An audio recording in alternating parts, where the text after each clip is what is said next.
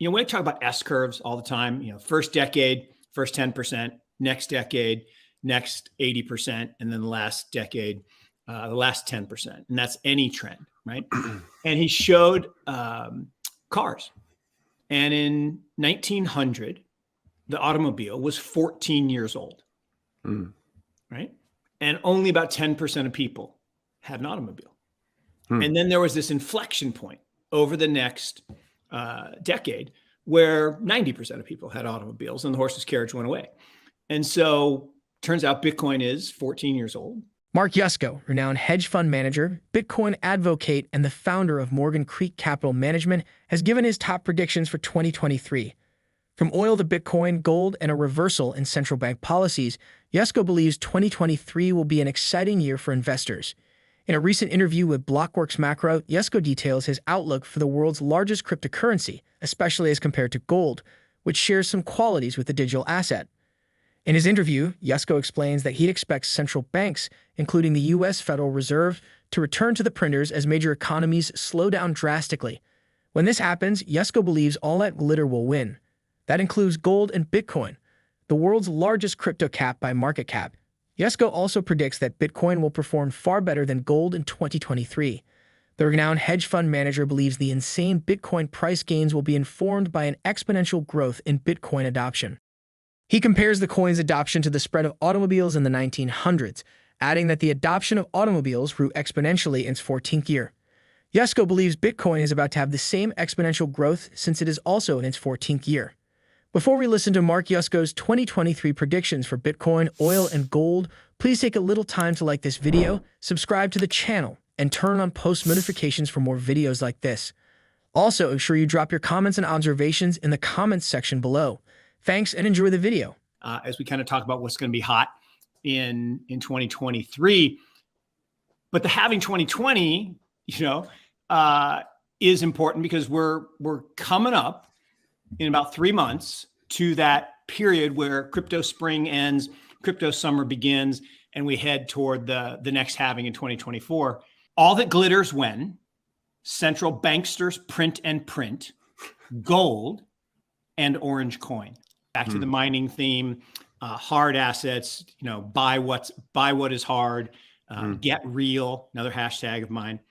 Another one, inflation fading, economies are slowing, liquidity reigns. So the pivot is definitely here. Another one, I tweeted something out from Brian Sullivan, who does the really early show, the 5 a.m. show on CNBC. And he said, even if over the next 30 years, we get to 120 million EVs on the planet from 15 million today, we should have no decrease in the demand for oil because you got to transport all the stuff to make the EVs all around the world. So oil and gas reviled, demand destruction subsides, prices head for skies. So I think there is serious melt-up risk in the oil market. One of my favorites, since I just seated a European long-only manager, heard Europe was dead. No good companies around. Buy what is on sale. So those are a few of mine there's another one. COVID zero gone. China valuations low. Stimulus to flow. That's a bit with the liquidity reigns. And then one more. King dollar dethroned. Hegemony up for grabs. Yuan, then Bitcoin. By 2025, which is not very far from now, there will be 2 billion Gen A's, Gen Alphas, the largest generation ever. 385,000 Gen Alphas born each day, fully digital native. They'll never use a physical wallet. They'll never set an analog alarm clock. They will never put film in a camera. They will all use crypto. We talk about S curves all the time. First decade, first 10%, next decade, next 80%, and then the last decade, the last 10%. And that's any trend, right? And he showed cars. And in 1900, the automobile, was 14 years old, Mm. right? And only about 10% of people had an automobile. Hmm. And then there was this inflection point over the next decade where 90% of people had automobiles and the horseless carriage went away. And so turns out Bitcoin is 14 years old, about the same as the automobile, and probably going to have the same type of adoption.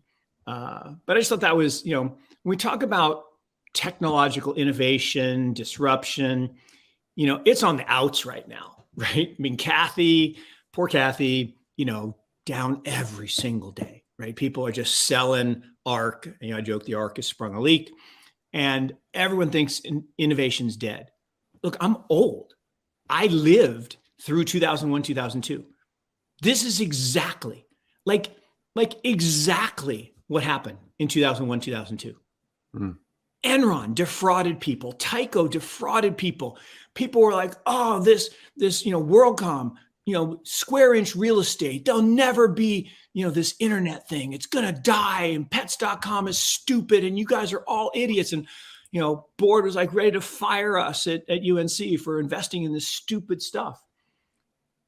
And then, we had this art technology group thing where, we put in for every dollar we put in, our cost of the stock was 50 cents and we sold it for $100. We made 200 times our money, turned $100,000 into $20 million for the university. They're like, oh, I like that. Do that more. do more of that. Yeah. Do more of that. Do more of that. Yeah.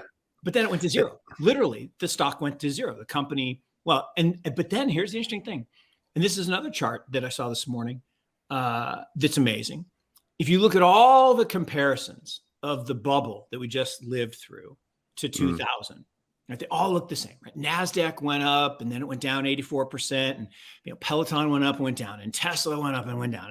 And, everything looks like this bubble chart.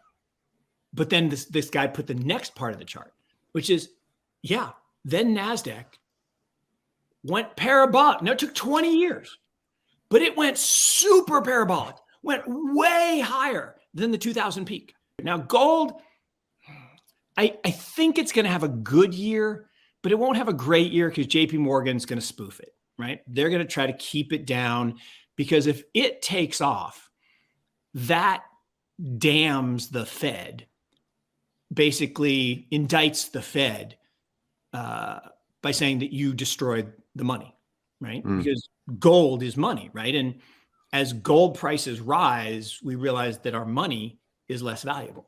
Like if other stuff rises, that can be temporal, like I think real estate. I think that's a temporal thing. And with rising rates, housing prices are going to fall. But gold is the ultimate arbiter of value. And that's why I think Bitcoin will have a better year than gold. Like, Schiff's going to be crying again by the end of the year. But he's always crying. He's always crying about something. Last year, the microenvironment had a lot of impact on Bitcoin and crypto prices. 3 issues especially had a noticeable impact on crypto prices in 2022. They are high inflation, the Russia-Ukraine war, and central banks' aggressive interest rate campaigns. If they had such an impact last year, it is reasonable to expect that a reversal of these issues will have a different impact on prices. With the aggressive interest rate hikes of 2022, several central banks are getting ready to pull the brakes to avoid serious damage to their economies. This and an end to the hostilities in Ukraine could significantly impact crypto prices in 2023. What are your thoughts on Mark Yusko's interview? Which of his predictions do you think will come true in 2023? Please drop your comments and observations in the comments section below. Also, ensure you subscribe to the channel, hit the like button, and turn on post notifications so you get notified when we post new videos. Thanks for watching.